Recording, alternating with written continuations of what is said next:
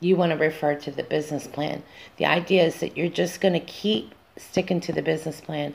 You got to sometimes, block out that noise in your head. Some people, they really, really don't help themselves when they listen to the negative chatter. Meaning, sometimes you just got to shut your brain off and just do as the plan says. Because oftentimes we can talk ourselves out of things. So we have to convince ourselves this product and these ideas are actually going to work. You're listening to Project 3 Personal and Business Plan.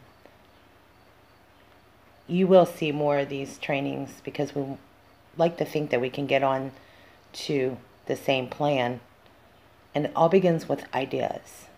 So we're going to use some of these ideas here as Espresso Radio. I want you to know that this is something very different from anything I've ever done. But I know there's a lot of single women and men who want to put their ideas to work. So we start with a business plan. Now, for anybody that's never gone to college and you're starting a business, it's good to have a strategic plan. And you could see that you have goals, the success strategy. And by doing your homework, you're going to see what your mission and your plan is. That's what we're going to call Team A, Team B, things like this. But this is just laying the groundwork for that. A business plan helps you bullet what you want to accomplish. You want to make money, obviously. That's the whole point to having a business plan. And you don't have to explain why you might have philanthropic, I'd say a mission, more or less. But a lot of people have reasons why they want to start a business. Okay, they feel that they can be more charitable. They're more accessible to their clients. In today's environment, it's changing so quickly because of technology. People demand less wait time, especially if you all are familiar with the wait time between being on hold and talking to a customer service rep. So obviously, as they trend towards more technology, people are not getting the actual intimate one-on-one time with people, and it's changing quickly. So you're going to see that over a period of time, as we discuss this topic, I would just ask all of you, just have no paper and pen. Don't worry about dressing up right now, you know what I mean? Be comfortable, because we want you to be in an environment where you're creating new ideas. Many of you already have 1,000 different great ideas, but it's putting that to work and making money. That's the only reason why we would do this training. I actually got so tired of doing these business planning trainings that honestly, I didn't know how to invent new ideas. I was losing my creative inspiration behind why we do this. So I had to do a little bit more homework about marketing, because unfortunately everyone has to advertise to some degree. Either it's word of mouth, or it's actual social media advertising, or print advertising. And you can go on to radio advertising, the whole point to why we do this segment called Espresso Radio. Because many people now can podcast through SoundCloud, through all forms of ways to communicate with your clients. This is just a whole different way to do radio. So while we're doing this, I hope you take some notes. Maybe you'll have ideas. I encourage, if you want to doodle, this is called brainstorming. For those of you who don't know what brainstorming is, it's another marketing term. You've heard it commonly used, but it's a way to generate ideas. If by being in a teleconference or a PowerPoint, we hope to accomplish that you can do this at home, at your free time, but we have to make sure that you get it done first, because this is part one. The idea is to get to work quickly and offer suggestions. That's why we have group. Okay, so let's talk about market segmentation, because obviously you're looking for the market that you know their buying behaviors, you know what they like and don't like. You know what you can offer them. So you're going to look at other things like special occasions, the geography. These are things that matter. Like, you're not going to drive your car unless you have gas. So obviously you want to be able to look at what you're going to be able to accomplish and what your market is. And they might have different demands than a different demographic. So we're going to reinvent old ideas, and we're going to use a mock business plan. And this is day one, your presentation. You want to make sure you sell your ideas and your products, okay? That's the whole point. Or you're just going to be ineffective. You're going to sound like a used car salesman. And most people know that by the time you get to selling your product or ideas, you are going to be forced to do some form of advertising. And the culture of social media is changing the way we do business, e-commerce. For those of you who are getting comfortable with this idea, it took me a while too, because this is what you get to look forward to. You're sharing all these fantastic ideas, and you don't know if you're going to get any feedback. The whole point is, the message you want to send is that you want to be able to be open to feedback. So there might be some critics out there.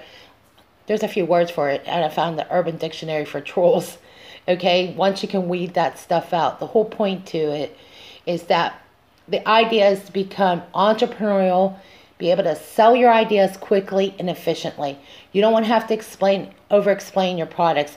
By the time they get to see what you offer, the only questions they're going to be asking is about the product.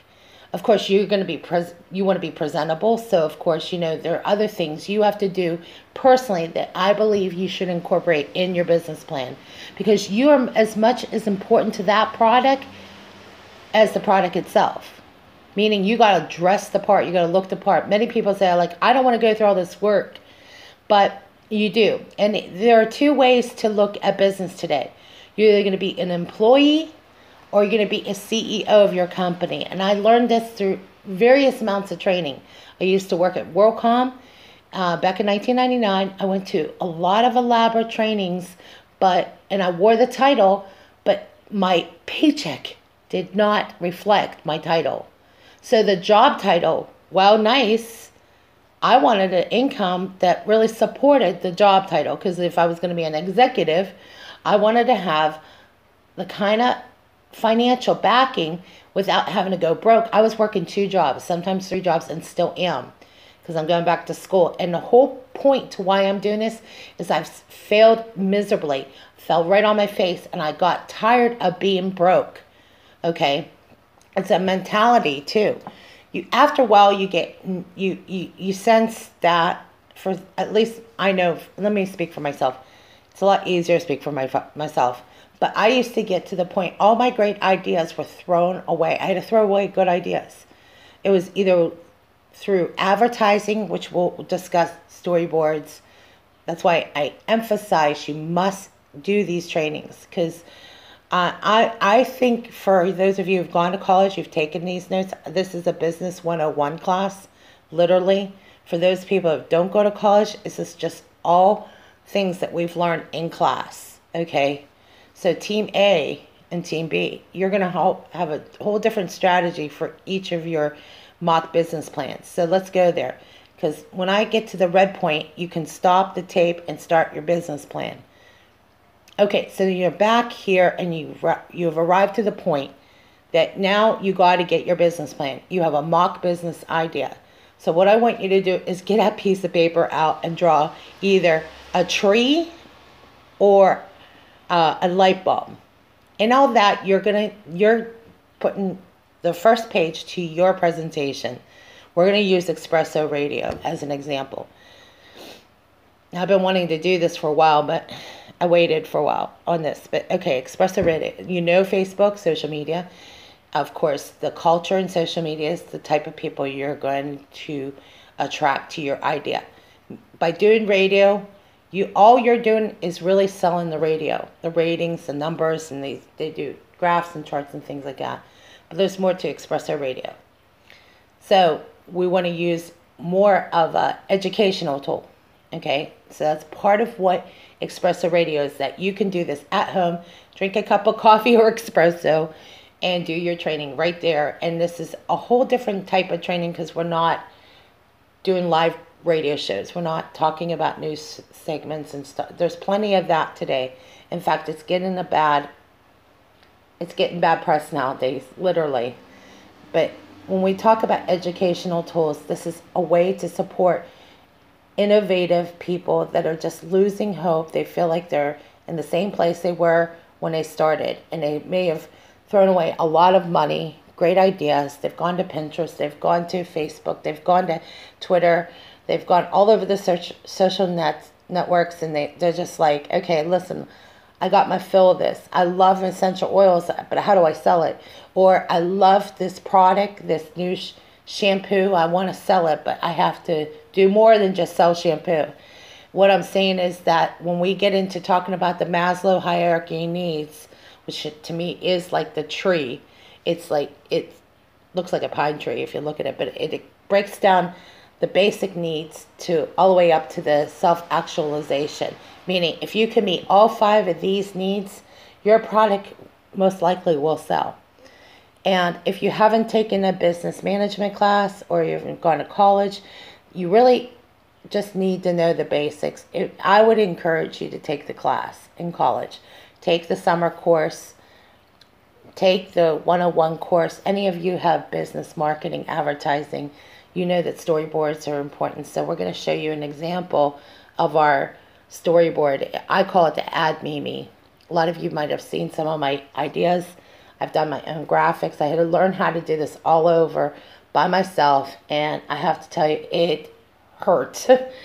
So why I emphasize training is that you can have group discussion, you can have conference time. This is all about getting yourselves acquainted with one another and sharing ideas. I mean, that's the whole point to social media, sharing ideas. You're generating ideas to help each other out there. Create that business plan, or in this case, incorporating your personal business plan, because everyone I know that has a business plan has goals. They analyze things. They want to look at, am I overemphasizing mission? Are there things that I want to meet a deadline on that timeline? You know, you're looking at marketing. Does word of mouth work better? It just depends, I think, on the person and the products. And reputation always matters. And social media, one of the worst things, and it's a disaster for everybody that's ever opened their mouth, is saying the wrong thing, because, you know, a lot hinges on your reputation. But we're not going to make reputation as important right now.